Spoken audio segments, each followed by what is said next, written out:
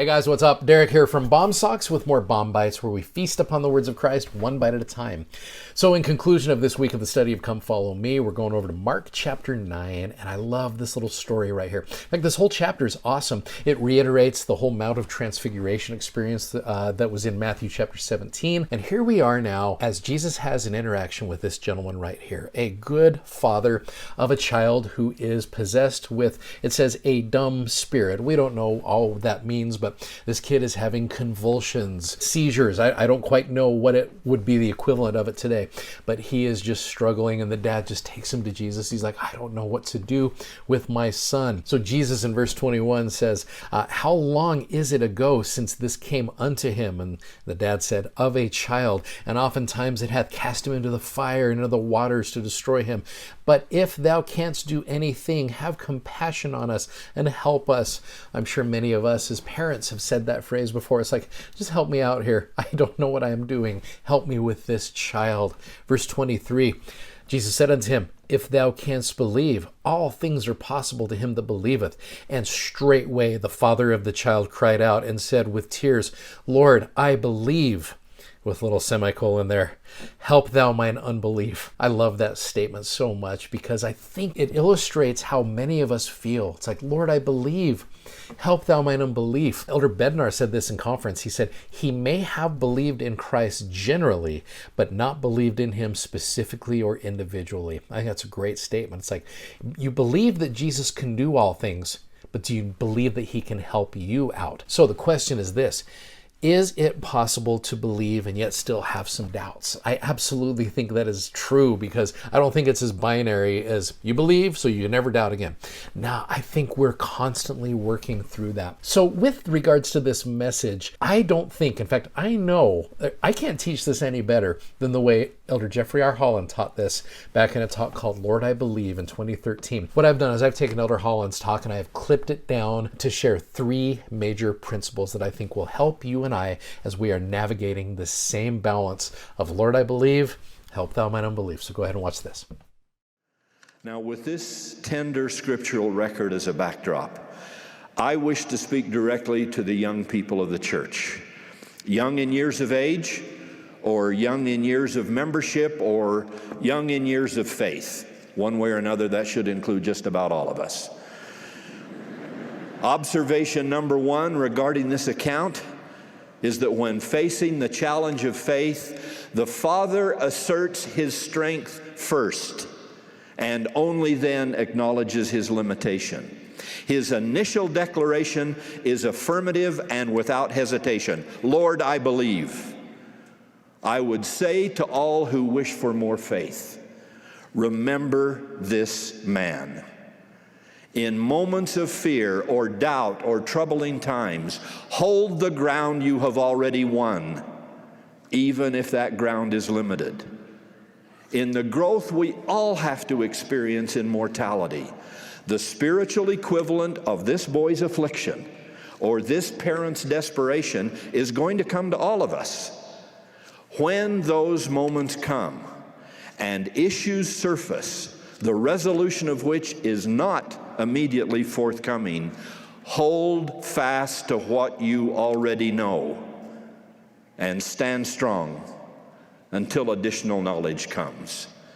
It was of this very incident, this specific miracle, that Jesus said, if you have faith as a grain of mustard seed, ye shall say unto this mountain, remove hence to yonder place, and it shall remove, and nothing shall be impossible unto you. The size of your faith or the degree of your knowledge is not the issue. It is the integrity you demonstrate toward the faith you do have and the truth you already know. The second observation is a variation of the first. When problems come and questions arise, do not start your quest for faith by saying how much you do not have, leading, as it were, with your unbelief. That's like trying to stuff a turkey through the beak. Let me be clear.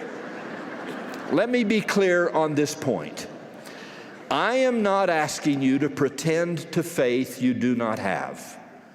I am asking you to be true to the faith you do have. Sometimes we act as if an honest declaration of doubt is a higher manifestation of moral courage than is an honest declaration of faith. It is not. So let's all remember the clear message of this scriptural account. Be as candid about your questions as you need to be. Life is full of them on one subject or another. But if you and your family want to be healed, don't let those questions stand in the way of faith working its miracle. In this church, what we know will always trump what we do not know. And remember, in this world, everyone is to walk by faith. So be kind regarding human frailty, your own as well as those who serve with you in a church led by volunteer mortal men and women. Except in the case of his only perfect begotten Son, imperfect people are all God has ever had to work with. That must be terribly frustrating to him, but he deals with it. So should we. And when you see imperfection, remember that the limitation is not in the divinity of the work. As one gifted writer has suggested, when the infinite fullness is poured forth, it's not the oil's fault if there's some loss, because finite vessels can't quite contain it all. Those finite vessels include you and me. So be patient and kind and forgiving. Last observation. When doubt or difficulty come, do not be afraid to ask for help. If we want it as humbly and honestly as this father did, we can get it. The scriptures phrase such earnest desire as being pursued with full purpose of heart, acting no hypocrisy and no deception before God. In response to that kind of importuning, I testify God will send help from both sides of the veil to strengthen our belief. I said I was speaking to the young. I still am. A 14-year-old boy recently said to me, a little hesitantly, "Brother Holland, I can't say yet that I know the church is true, but I believe it is." I hugged that boy until his eyes bulged out. I told him with all the fervor of my soul that belief is a precious word, an even more precious act, and he need never apologize for, quote, only believing, close quote. I told him that Christ himself said, "Be not afraid, only believe," a phrase which, by the way, carried young Gordon B. Hinckley into the mission field. I told this boy that belief was always the first step toward conviction, and that the definitive articles of our collective faith each begin with the phrase, "We believe." I told him how very proud I was of him for the honesty of his quest. I love that talk so much. It's so relatable to you and I. Again, just a reminder here of what he just said. Hold fast to what you already know and stand strong until additional knowledge comes. It is so tempting to be able to just give up all that you know. Nope, hang on to what you know. As Elder Uchtdorf said, doubt your doubts before you doubt your faith, right?